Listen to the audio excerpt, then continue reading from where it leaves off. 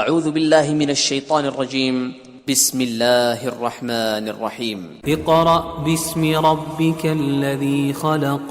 اے محمد صلی اللہ علیہ وآلہ وسلم اپنے پروردگار کا نام لے کر پڑھو جس نے عالم کو پیدا کیا۔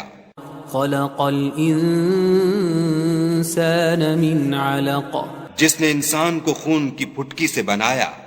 اقرأ وربک الاکرم، پڑھو اور تمہارا پروردگار بڑا کریم ہے۔ الذی علم بالقلم، جس نے قلم کے ذریعے سے علم سکھایا۔ علم الانسان ما لم يعلم، اور انسان کو وہ باتیں سکھائیں جس کا اس کو علم نہ تھا۔ کلا ان الانسان لیطغی، مگر انسان سرکش ہو جاتا ہے ان رآہ استغنی، جبکہ اپنے تئیں غنی دیکھتا ہے۔ ان الی ربک الرجعی، کچھ شک نہیں کہ اس کو تمہارے پروردگار ہی کی طرف لوٹ کر جانا ہے۔ ارأیت الذی ینہی بھلا تم نے اس شخص کو دیکھا جو منع کرتا ہے، عبدا اذا صلی، یعنی ایک بندے کو جب وہ نماز پڑھنے لگتا ہے۔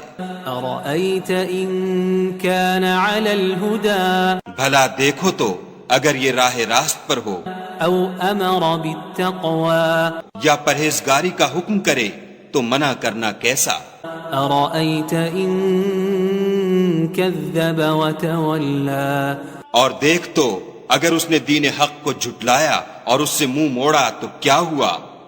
الم یعلم بان اللہ یری، کیا اس کو معلوم نہیں کہ خدا دیکھ رہا ہے؟